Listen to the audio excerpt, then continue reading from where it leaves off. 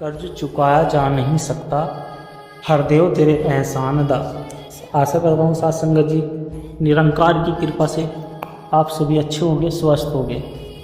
साथ संगत जी आप जी के चरणों में बहुत ही सुंदर प्रेरणादायक कहानी विचार जिसका विषय है कर्ज चुकाया जा नहीं सकता, हरदेव तेरे एहसान दा। तो आइए साथ संगत जी जानते हैं इस प्रेरणादायक कहानी के माध्यम से। साथ संगत जी है कहानी एक ऐसे साधक की है जिसने जीवन के हर मोड़ पर निरंकार और सच्चे संत हरदेव सिंह जी महाराज की रहमत को अनुभव किया है। जब संसार ने उसे ठुकरा दिया था तब निरंकार ने उसे अपनाया था। जब अपनों ने उसका साथ छोड़ दिया तब हरदेव जी के शब्दों ने उसे संभाला था। यह कहानी सिर्फ भावनाओं की नहीं साथ संगत जी, यह आत्मा के जागरण की यात्रा है। अंत तक सुनिए साथ संगत जी, जानिए क्यों कहा गया कर्ज चुकाया जा नहीं सकता, हरदेव तेरे एहसान था। साथ संगत जी कहानी शुरू करने से पहले आप जी के चरणों में दास की प्यार भरी विनती है कि कृपया चैनल को सब्सक्राइब जरूर करें और बेल आइकन को दबाएं ताकि ऐसी ही और आध्यात्मिक कहानियाँ आप तक पहुँच सके। आइए साथ संगत जी शुरू करते हैं। गांव के एक कोने में रहने वाला विवेक बचपन से ही कष्टों में पला था। पिता शराबी, माँ बीमार, घर में तंगी, पढ़ाई करना तो दूर, 2 वक्त की रोटी भी नसीब नहीं होती थी।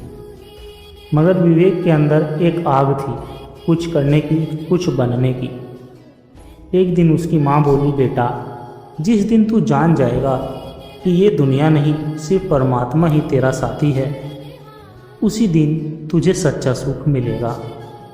विवेक उस बात को गंभीरता से नहीं ले पाया, वह अपने संघर्ष में उलझा रहा। विवेक जब बड़ा हुआ तो शहर गया, नौकरी मिली लेकिन बेईमानी का रास्ता।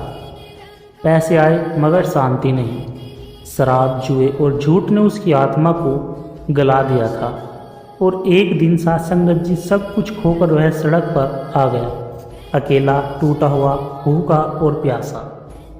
वहीं एक साधु मिला जिसने उसे पानी दिया और कहा, तू निरंकार को भूल गया है विवेक, जिसने तुझे अब तक संभाला उसके सामने अब भी सर झुका ले, अभी भी समय है। विवेक को उस साधु ने सत्संग में ले गया। मंच पर कोई बोल रहा था, मनुष्य के पास अगर कुछ शेष है तो वो है प्रभु का करुणा पात्र बनना। वह वक्ता से हरदेव सिंह जी महाराज थे। उनकी वाणी में ऐसा असर था कि विवेक की आंखों में आंसू बह निकले। उसे लगा जैसे हर शब्द उसी के लिए बोला जा रहा हो। जब सब छोड़ जाते हैं तब निरंकार पकड़ता है, जब कोई नहीं सुनता तब परमात्मा उत्तर देता है। उस दिन के बाद विवेक बदल गया। वह ब्रह्म ज्ञान प्राप्त कर सत्संग, सेवा और सुमरन में लग गया। गरीबों को भोजन कराना, हर सुबह सत्संग में जाना, सफाई करना, हर किसी को प्रेम देना, यह सब उसकी दिनचर्या बन गई। लोग कहते ये वही विवेक है जो पहले भूखा, जो पहले धोखा देता था और मुस्कुराकर कहता जो मेरा था उसने मुझे उठा लिया, अब जो कुछ है उसी का है। विवेक रोज रात अपने गुरु के एहसानों की सूची बनाता, जैसे भूखे को अन्न दिया, खोए को राह दी, आत्मा को सच्चाई दी, भ्रमित को ज्ञान दिया, दुराचारी को संत बनाया, अकेले को संग दिया। मगर हर रात सूची अधूरी रह जाती क्योंकि एहसानों की गिनती संभव ही नहीं थी। एक दिन विवेक बीमार हुआ। जीवन के अंतिम समय में उसके पास संत आए और संतों ने उससे पूछा, कोई अंतिम इच्छा आपकी? विवेक बोला, मुझे केवल यही कहना है कि कर्ज चुकाया जा नहीं सकता, हरदेव तेरे एहसान था। तूने मुझे नया जीवन दिया, बस एक विनती है मेरे मालिक, मुझे तेरी सेवा में फिर जन्म दे। उसके मुख से सिमरन की ध्वनि आई, तू ही निरंकार, मैं तेरी शरणाहा, मैनू बख्श लो। और उसके प्राण शांत हो गए। वह निरंकार में लीन हो गया। साथ संगत जी यह कहानी हमें सिखाती है कि चाहे जीवन कितना भी कठिन क्यों न हो, सच्चे संतों का मार्ग और निरंकार की शरण मिल जाए तो जीवन स्वर्णिम हो जाता है। और तब दिल यही कह उठता है, कर्ज चुकाया जा नहीं सकता, हरदेव तेरे एहसान दा। साथ संगत जी, गगन एक पढ़ा लिखा पर घमंडी युवक था। दिल्ली की एक मल्टीनेशनल कंपनी में ऊंचे पद पर कार्यरत था। उसके पास सब कुछ था, पैसा, गाड़ी, रुतबा। बस एक चीज़ की कमी थी और वह चीज़ थी विनम्रता। वो मानता था कि जो कुछ उसने पाया है वो उसके संघर्ष और बुद्धि का परिणाम है। उसे न भगवान में विश्वास था, न संतों में, न ही सेवा में। उसकी पत्नी सौम्या एक शांत भक्ति प्रवृत्ति वाली महिला थी जो अक्सर सत्संग सुनती थी। गगन हर बार उसे ताना मार देता, ये सब तुम्हारे फालतू काम है। दुनिया कर्म से चलती है, भावनाओं से नहीं। एक दिन सौम्या ने विनम्रता से कहा, एक बार साथ चलो, सत्संग चलो, फिर चाहे दिन भर न आना। गगन हंसते हुए बोला, ठीक है, देखता हूँ। तुम्हारे बाबा लोग क्या ज्ञान बांटते हैं। सत्संग में मंच पर एक बुजुर्ग संत वाणी कह रहे थे। वे कह रहे थे, जिसे लगता है कि वो अकेला सब कुछ कर रहा है, वह सबसे बड़ा भ्रम पाल रहा है। सतगुरु और परमात्मा की कृपा के बिना एक पत्ता भी नहीं हिल सकता। गगन को यह बात चुभ गई, यह तो सीधे मुझे ही सुनाया जा रहा है। उसने मन में सोचा। सौम्या ने धीरे से उसके कान में कहा, गुरु की वाणी हमेशा सीधे दिल से टकराती है क्योंकि वह सत्य होती है। गगन चुप रहा। वो पहली बार थोड़ा सा सोच में पड़ा। 3 महीने बाद गगन की कंपनी में घोटाले का आरोप लगा, वो भी गगन पर। उसे झूठे केस में फंसाया गया और जेल हो गई। वो जिसने कभी भगवान का नाम भी नहीं लिया था, अब सलाखों के पीछे बैठा था, बिना बेल, बिना वकील की मदद के। सौम्या रोज सत्संग जाकर उसके लिए अरदास करती। एक दिन सदगुरु हरदेव सिंह जी महाराज के शब्दों की रिकॉर्डिंग उसने गगन को जेल में भिजवाई। जब जीवन में घमंड की गहराई होती है, तब परमात्मा ऐसी चोट देता है कि आत्मा की आंखें खुल जाती है। सतगुरु के द्वार से जो भी सच्चे मन से पुकारता है, वो खाली नहीं जाता। गगन वो रिकॉर्डिंग रात भर सुनता रहा। पहली बार उसकी आंखों में आंसू निकले। कभी खुद को सबसे बुद्धिमान समझने वाला अब अपने अहंकार से शर्मिंदा था। एक रात गगन ने आंखें बंद की और कहा, हे हरदेव, अगर तू है तो मुझे अपनी शरण में ले ले। मुझे नहीं पता कि तेरा अस्तित्व क्या है, लेकिन अगर तू सुन रहा है तो बस मुझे माफ़ कर दे। उनके शब्दों में अब अहंकार नहीं था, वो पुकार अब आत्मा की थी। कुछ दिनों के बाद केस में असली दोषी सामने आया। गगन निर्दोष साबित हुआ और जेल से रिहा हो गया।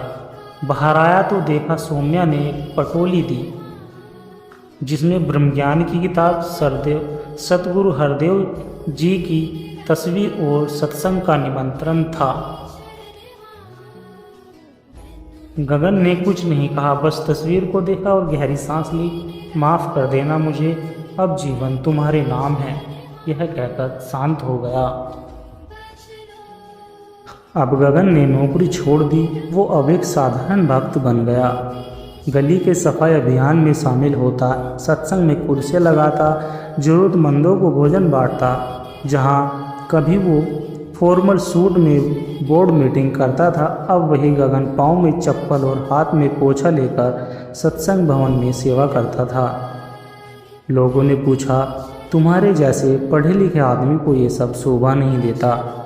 गगन मुस्कुराकर कहता, जिसने मुझे मेरी औकात दिखाई फिर भी अपनाया, उस हरदेव का एहसान है जिसका कर्ज मैं चुकाकर भी नहीं चुका सकता। यही तो मेरी असली प्रमोशन है। अब मैं आत्मा की सेवा में हूँ। गगन और सौम्या हर रोज़ मिलकर सवेरा 4 बजे उठकर सिमरन करते। उनकी बेटी गौरवी भी सत्संग में वंदना सीखने लगी। पूरा परिवार अब प्रभु प्रेम में रंग गया था। गगन जहाँ पहले केवल दूसरों को कमतर मानता था, अब सब में निरंकार को देखने लगा। सासंगत जी एक दिन सतगुरु के विशाल समागम में जब गगन ने मंच पर सेवा का संचालन किया तो उसे देखा तो उसकी आंखें भर आई।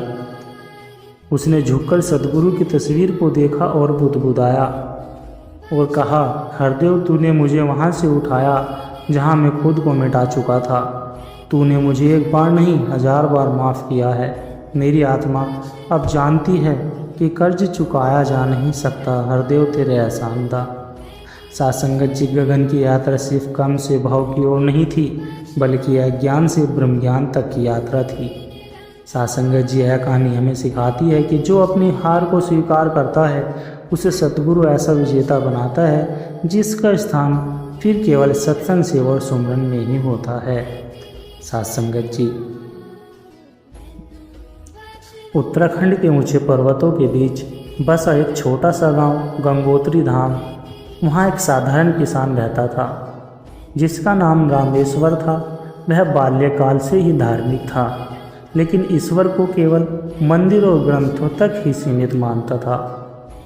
रामेश्वर रोज सुबह उठकर मंदिर जाता, पूजा करता, घंटों मंत्रों का जाप करता, लेकिन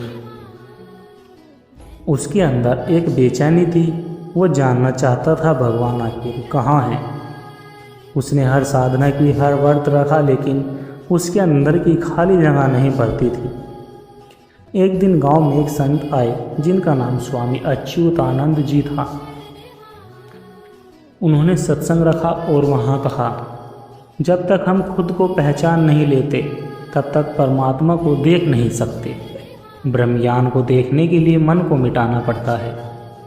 रामेश्वर को ये बात विचित्र लगी। उसने पूछा, मैं तो रोज पूजा करता हूँ, व्रत रखता हूँ, मगर भगवान की अनुभूति क्यों नहीं होती?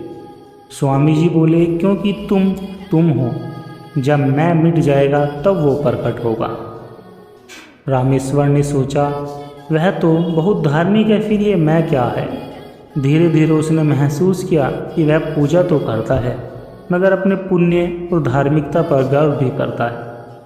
वह दूसरों को देखता है और कहता है, मैं रोज़ 2 घंटे पूजा करता हूँ, ये लोग तो भगवान का नाम भी नहीं लेते।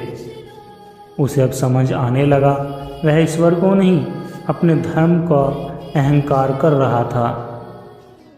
एक रात उसने आंखें बंद की और बोला, हे प्रभु, आज मैं खुद को मिटा देता हूँ। मैं न कोई विद्वान हूँ न पुण्य आत्मा हूँ, मैं केवल तेरा सेवक हूँ, तू जैसा चाहे बना ले। उस रात उसे सपना आया। वो एक जंगल में भटक रहा था, चारों ओर अंधेरा था, मगर एक प्रकाश दूर से आता दिखाई दिया। वो आवाज़ आई, तू अब खाली हो गया है, अब मैं तुझे भर सकूं। अब रामेश्वर बदल चुका था। वो पहले की तरह पूजा करता था, लेकिन दूसरों को अपने से ऊंचा समझता था। वो सेवा करता बिना पहचान की इच्छा के, गांव में बीमारों की मदद करता, बच्चों को पढ़ाता, बेजुबानों को खाना खिलाता। लोग पूछते, अब तो मंदिर जाना भी कम कर दिया। वो हंसकर कहता, अब मंदिर हर जगह है, जहाँ प्रेम है, जहाँ सेवा है, जहाँ क्षमा है, वहीं भगवान है। एक दिन उसे फिर स्वामी जी मिले। उन्होंने कहा, अब भगवान मिल गए। रामेश्वर मुस्कुराया और बोला, हाँ, अब वो हर चेहरे में दिखाई देते हैं। जब मैं नहीं रहा तब वो रह गया। स्वामी जी बोले, अब तू जान गया, जो खुद को खो देते हैं वही परमात्मा को पा लेते हैं। सासंगत जी, यह कहानी यही सिखाती है कि ईश्वर पाने की यात्रा बाहर नहीं, भीतर की यात्रा है। पूजा से पहले अहंकार का विसर्जन जरूरी है। सेवा, प्रेम और नम्रता ही ईश्वर के द्वार की चाबी।